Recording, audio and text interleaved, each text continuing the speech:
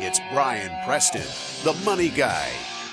So let's jump right into, I want to talk about the 20s first, is because this is the structural engineering phase. This is where you're pouring concrete, and we know the fact that concrete is so powerful that it holds up skyscrapers and all kind of things, but there is a curing period where it's, you pour the liquid in and then you've got to wait before it actually has the strength. So this is the stage where discipline, deferred gratification will start paying rewards, but you have to start those behaviors to be successful in the long term. So in order to think about sort of baseline, just starting out, the very first thing we have to talk about is level one of wealth is stability. And if you remember, stability is staying above water. It's having your basics covered, making sure you can pay your bills.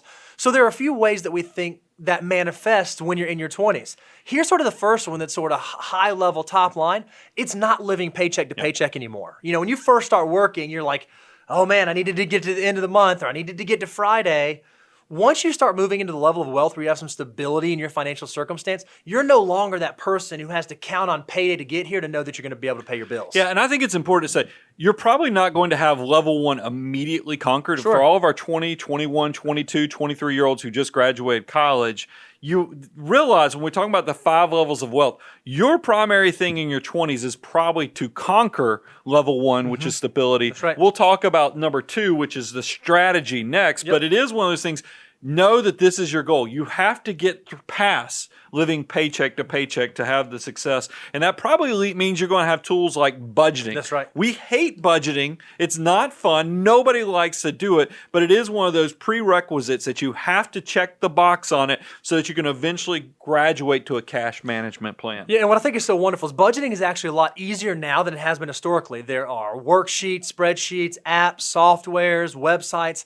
It's not hard. If you're not budgeting and not tracking where your dollars are going, more likely than not, it's just because of laziness. Put the practice in so that you have the muscle memory for good habits and good behaviors. It'll set you up on all the other successes that are coming your way. The second sign of stability is that you don't have any credit card debt. Yeah. We just think in terms of, if you're thinking about pouring concrete, you got to get all the air out of there so that it doesn't create bubbles.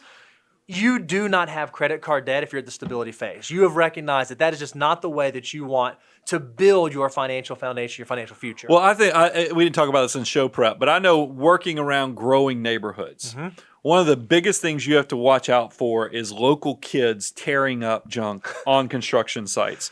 I think credit cards are like the neighborhood kids that are stealing stuff, punching holes in the drywall and everything else. You got to make sure you have protection, because all credit cards is compounding interest working against you. That's right. Remember, in your 20s, we're going to show you in a second how powerful it is. You want it working for you, so you got to pay those credit cards off monthly. But I think there's even a better level. You have to have just a healthy relationship with debt in general. What do we mean by that? You have to understand how it works. I can't tell you how many of my peers I saw in their 20s, they say, oh, well, I don't have a debt problem because I can afford the monthly payment. Yeah. So long as I can pay the $100, $200, $300 a month, I'm fine.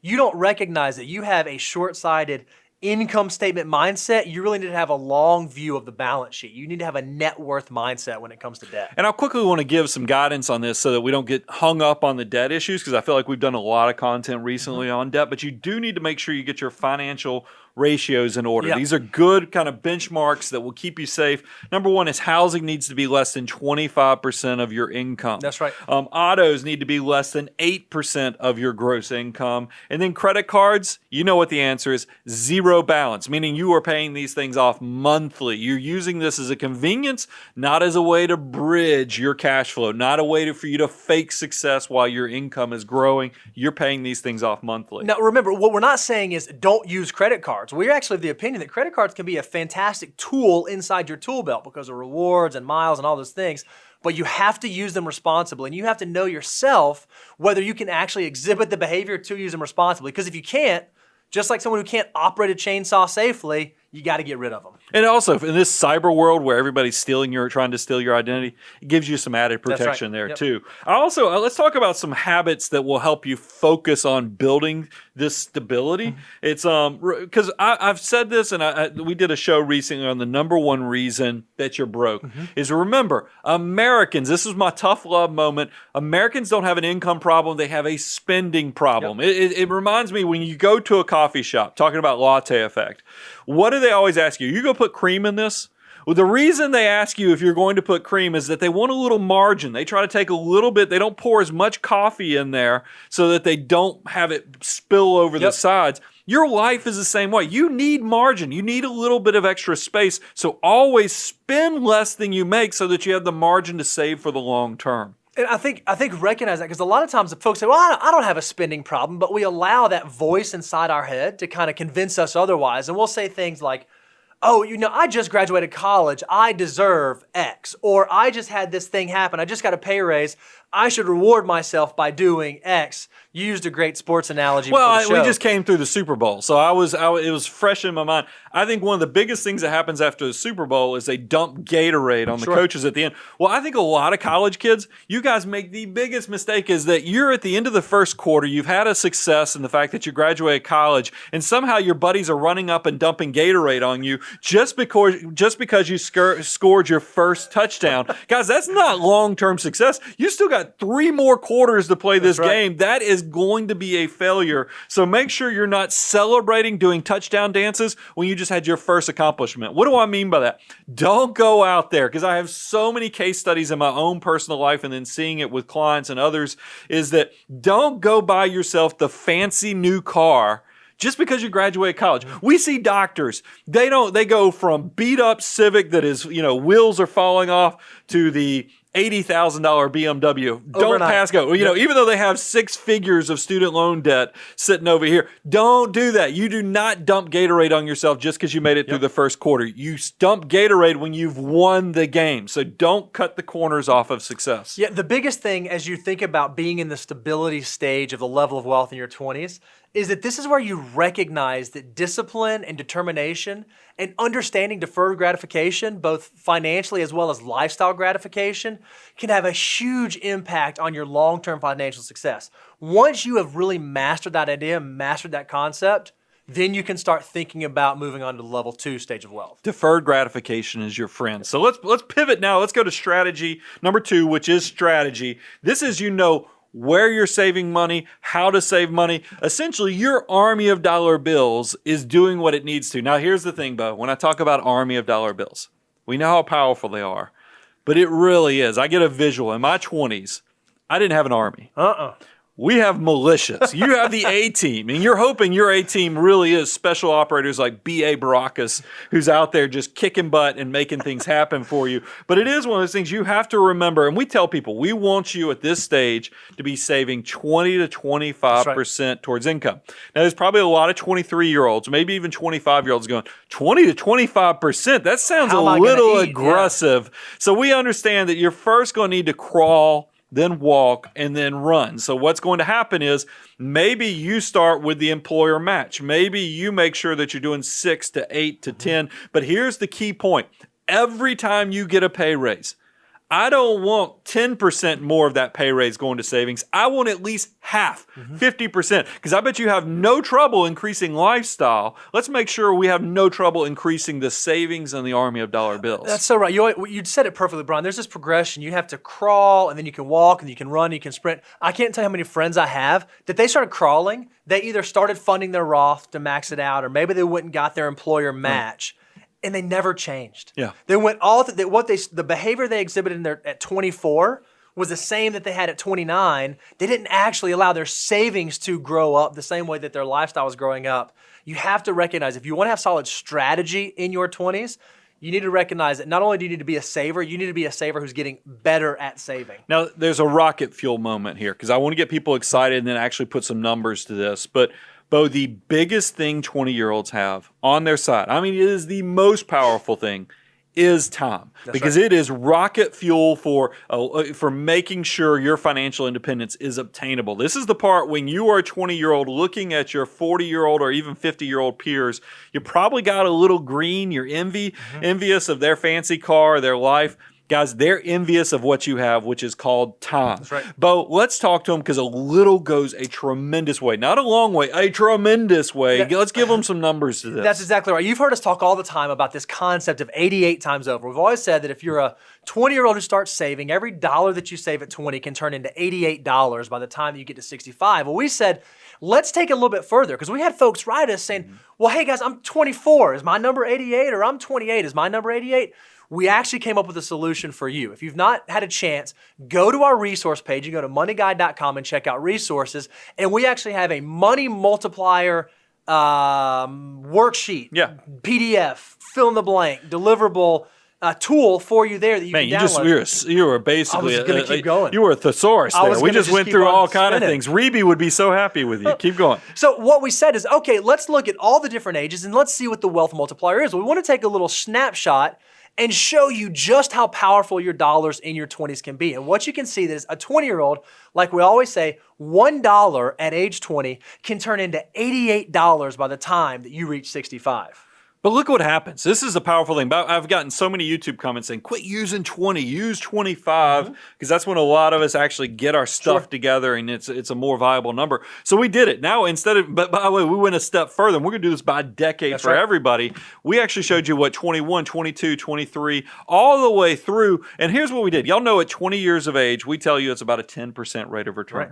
But we actually dropped it by 0.1% every year. So you can imagine by the time you reach 30, it's the 9% we've quoted, but we've taken 1/10 off every year. What I can't believe is a 20-year-old, it's 88 times multiplier. So every dollar you spend or save for your 65-year-old self could be the equivalent of $88. Right. Look what happens for the 25-year-old. $44. It cut in half. Just in that 5-year period, the value of that money cut in half. And so, but look, I don't want you to panic when you hear this, because if you're listening in podcast terms, because we have a slide up here. Yes, a 20-year-old only needs to save $95 a month to be a millionaire by the time they're 65. A 25-year-old, it's $158. Yep. Still tremendously low in the grand scheme. If you look at the percentage of your money that you have to contribute versus what it could be worth, the lion's share is going to come through appreciation, meaning your army of dollar bills is going to work harder than you actually do. Don't squander this chance. So if you're someone in your 20s who's hearing this, you say, oh man, I'm 27 years old. I wish I would have started at 22. Yeah, it's a great thing to acknowledge.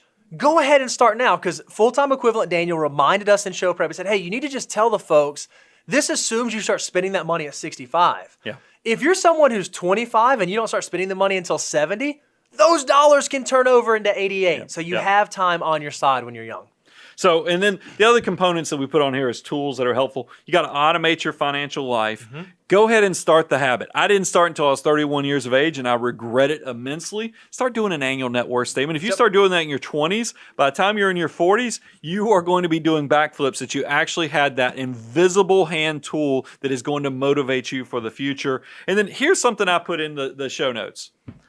I want you to bedazzle your basic life. Now, what do I mean by that? I've already gotten on to you guys and I said, Americans do not have an income problem. They have a spending problem. Well, a lot of people are going to mishear that and say, well, I want you basically eating ramen noodles every night. I want you to sit in your apartment. That is not what I'm saying at all. I want you to have a spectacular 20s decade. I want you to go out there and build memories and do things that just forever you'll look back on and be very happy and fulfilled with how you spent your decade. But here's the thing. You're going to do it on the cheap. I mean, you are going to go visit state parks. You're going to go do things that don't have a lot of cost. That's why I say you're going to bedazzle your basic life, meaning that you're not going to spend a ton of money, but you are going to create a lot of experiences that are reasonable so that you do look back with those good warm fuzzies. Because I will tell you, I have a lot of travel things that I did in my 20s that were done on the cheap, not because I was a tightwad, but because they were necessary, because I just didn't have a lot of money laying around. It was already allocated somewhere else. But those are some of the fondest memories. That's exactly right. Because remember, memories blossom. They actually get better with time. Why do you think 40 and 50-year-old successful people get that glazed over look thinking about how fun it was? They weren't eating steak every night. They were trying to figure out how they made a little go a tremendously long way. enjoy those moments, enjoy the phase you're in, because there'll be opportunities to blow it out and live like no one else at some other point in the future. So if you're someone in your 20s, one of the ways that you can kind of know if you are right there square in that strategy phase is that you're following along with the Money Guy order of operations. And Reba, we'll put a link to this in the show. We'll put a link to our order of operations. But really what you're focusing on is you're focused on steps number 1 through 5. If you had a chance to go out there and listen, that's cover the deductibles, match from employer, you're taking care of high interest debt, you have your emergency reserves, and then you're taking advantage of tax-free opportunities like your Roth, like your HSA. If you're in one of these 5 levels, there's a really good chance that you're in the strategy level of your wealth building process in your 20s. And everybody watching this in YouTube world, you see that we've only highlighted 1 through 5 because that's probably what you're focusing on in the 20s, but there is more to come in future years. Yep. So let's kind of pivot now and let's talk about the 3rd level, which is security. We've made it through, kind of stability. We're paying the bills. We've made it through building the army of dollar bills with our strategy. But now let's talk about security. What does that mean? Yeah, security is not sweating the small stuff. So one of the things you might be asked is, okay, well, I'm still early on in my journey. So what does not sweating the small stuff look like? Or how do I know if I can not sweat the small stuff in my 20s? Well, it's really, you're trying to race as fast as you possibly can to get to a savings rate of 20 to 25%. That is the number you're racing to. That way, here's what happens when you get to 20, 25%. It's back to my coffee analogy. If you can get here early and by the time you're 30 years of age, be at 25% savings rate, then you're not stressing yourself out if you go on vacation, if you enjoy getting a Starbucks a few times a week or getting guacamole while you're at Chipotle, even though it's a complete ripoff. I mean, you can do all that stuff without the stress because you're paying yourself first. It's automated. That's right. That's the big part that we're trying to build up in security. It doesn't mean that you're not sweating the small stuff, like you can travel anywhere and do things at any point in time like you want. It just means that you are now building enough margin that you get a little bit of satisfying rewards for your sacrifice while you are younger. So let this be a little bit of a gut check. If you are someone who is drinking the Starbucks or adding guac at Chipotle and you've not gotten to the 20 to 25% savings level, maybe you need to go back and reassess level number 2, the strategy, and make sure you're checking the boxes there. Number 4, freedom. This is, when we talk about freedom, we're actually talking about financial independence. That's right. Now, I think this is something you are laying foundational. Remember, this is the structural engineer phase where you are pouring the concrete. This is the deferred gratification, the discipline, the understanding all the healthy behaviors that go into it. But you're likely not actually at financial independence in your 20s. That's exactly right. You should begin to be thinking about what does that mean and am I doing the things to move me there? Your goal should not be to obtain it. Your goal should be by the end of your 20s to recognize that you are on your way to it, that you're moving towards it. And then step number 5 is abundance. Now look, abundance, legacy planning, all this stuff is something that is aspirational for the future in your 20s. You're not going to be there in your 20s, but we want to give you, just go ahead and put that out there so that you don't hold yourself thinking, because I think people sometimes, if you don't know where you're supposed to be, I don't want you comparing yourself to other people. I just want you to know where you are in your journey so you have the right perspective. That's the important part of this. Yeah, and I think that a lot of 20-year-olds, they try to go grab abundance and they try to go grab financial independence. Or at least look like it. You're stressing yourself out. Focus on the first 3 levels of wealth. Focus on getting your stable asset base. Focus on having strategy in place. And then if you have those things in place, you can start having some security as you build towards financial freedom, as you build towards financial abundance. A lot of the joy is in the journey, not the destination. The sooner you recognize that in the 20s, the happier you'll be.